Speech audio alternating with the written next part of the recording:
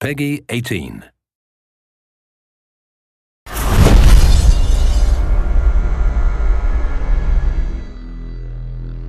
Dishonored, for me, first of all, represents adding a new fictional place on the map of important non-existing cities.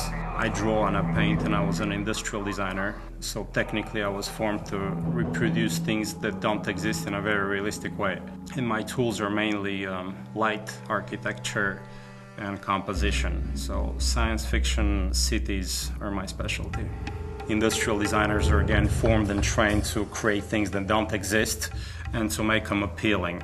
And industrial design in itself is fiction. I specialized in advanced prototypes for non-existing cars, which are absolutely dream objects. And that's why the training is very useful.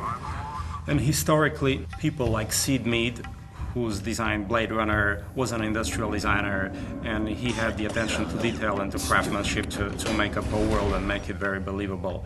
So it's a very obvious relationship between science fiction and industrial design.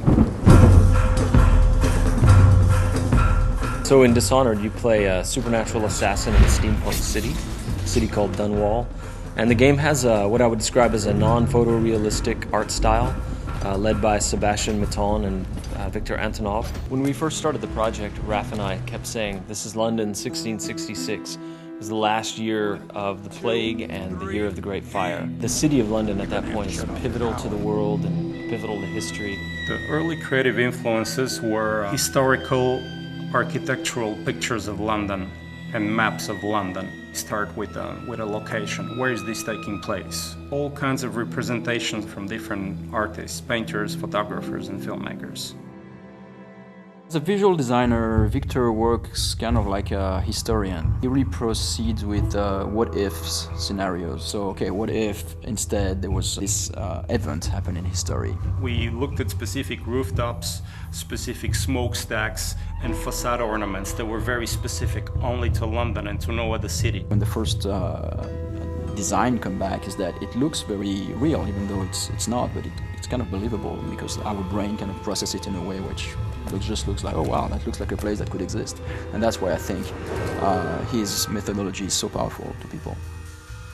On a étudié en gros les fogs, la nuit, la pluie, les skies qui sont très bas en fait et qui pèsent sur l'expérience du joueur. C'était vraiment une approche qu'on avait de ne pas faire un jeu où il fait soleil, très beau.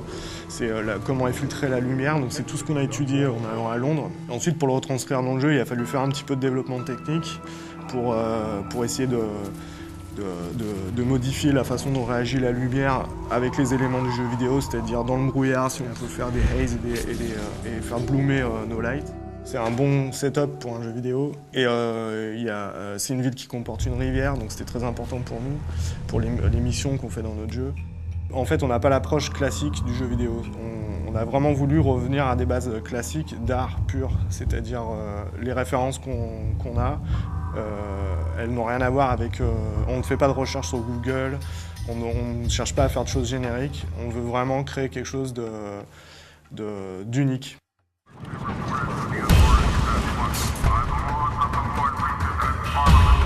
But the more we worked on the game, the more two things began to happen. As Raph and I and the team collaborated with Victor Antonov and Sebastian Maton, we started moving the game forward and forward in time, until we eventually got to some sort of 1800s. We also moved further and further away from the real world and eventually just said, okay, this is the city of Dunwall.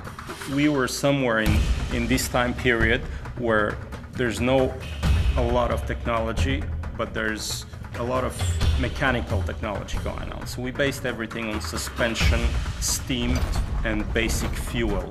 We wanted to bring some rock and roll into that and some modern elements. So we started adding more science fiction element, pulling it forward in time and including technologies from probably mid-19th century. So this was just one foundation, one layer. Up on this layer we built what happened to the city 30 years later, 70 years later, etc.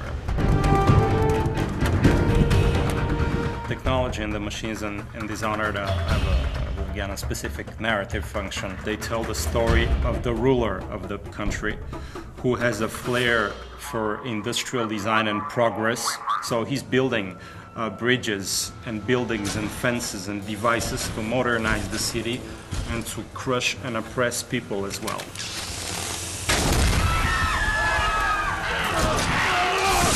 The whaling trade takes off, and there's a brilliant inventor called Sokolov, who's for us a little bit Rasputin, a little bit Da Vinci, a little bit John Dee, and he invents some devices and takes advantage of the volatile whale oil, and then the oppressive government begins to use those devices against the people as a sort of security layer.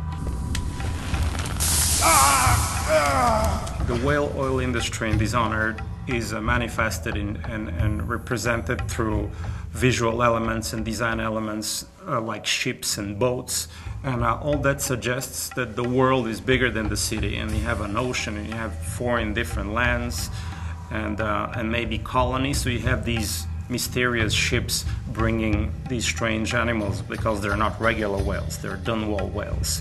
So you see them through harbors and rivers and through the coast, and the whale ships expand the scope of the city. The characters and the character design in Dishonored are no different than the architectural design on the design of the light. We wanted to get into the identity of these characters. We looked into British morphology. How are the eyes set? How's the nose? How's the skin? Play with the grotesque and with the beautiful, and we stylized this into a variety of very real faces that have a backstory and a meaning to them. On a travaillé avec des gens un peu à travers toute l'Europe et qui étaient vraiment des spécialistes en fait de l'anatomie pour essayer de ne pas perdre l'intention qu'on avait mis dans les visuels au départ. Et on a pris des gens qui étaient spécialisés par exemple dans les silhouettes et dans les vêtements, dans la découpe des plis, la façon dont travaille un jean ou un pantalon. On ne voulait pas justement que ça ressemble à des personnages de jeux vidéo avec des jambes en tube et quelques polygones pour donner de l'effet ou juste des shaders. C'est-à-dire qu'on vraiment travaille la silhouette, c'est-à-dire que nos personnages, on a une approche de loin parce que c'est un jeu de combat, donc on détecte les personnages de loin. Et on a besoin aussi d'avoir un fort caractère quand ils sont très près.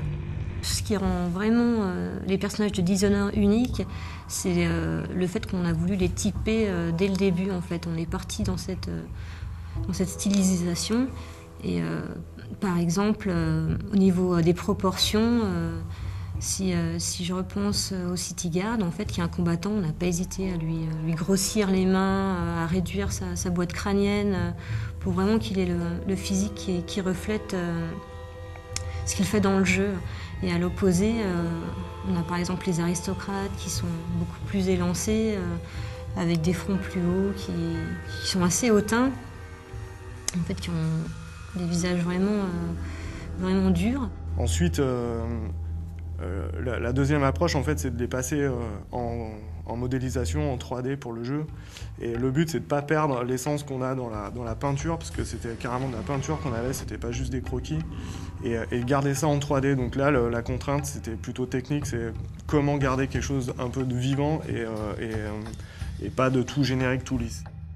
En fait, ce travail de stylisation qu'on a réalisé sur nos personnages, on a aussi voulu l'appliquer sur nos animaux. C'est pas des animaux qu'on a l'habitude de voir, ils sont vraiment particuliers. Et là, j'ai en tête l'exemple du Wolfhound, où justement, on a pris un chien, mais on l'a mélangé aussi avec un peu de crocodile, un peu de girafe, pour le rendre vraiment unique et qu'il y ait un côté fantastique dans notre univers. On a fait une silhouette très forte, il se déplace vraiment d'une manière très particulière. C'est pas un chien qu'on pourrait croiser dans la rue tous les jours.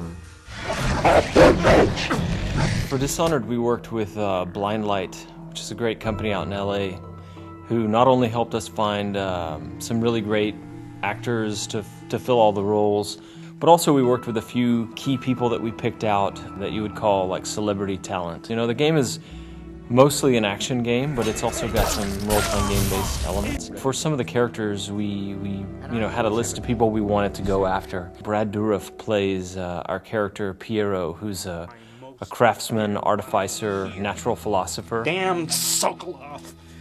He will haunt me to my grave. Chloe Grace Moretz was good enough to lend her voice to a character named Emily, who's quite important. I love getting in the booth and just kind of playing with the different voices and sounds and stuff you can make, and trying to really get the acting through onto the video game. Susan Sarandon, I'm older, so I'm a big fan of hers from even as far back as the Rocky Horror Picture Show days. And she plays an interesting character that I don't want to say too much about right now. So those guys bring their own ideas to what the character's feeling and the intensity. And so just talking purely in narrative terms, I think the voice actors add a level of polish and help the player just sort of like empathize with what's going on. I want the Dishonored world to leave a souvenir and a memory in the player as if they had really been to this place and it moved them. And I hope it would stay in fiction as one of the places that will give people goosebumps and shivers.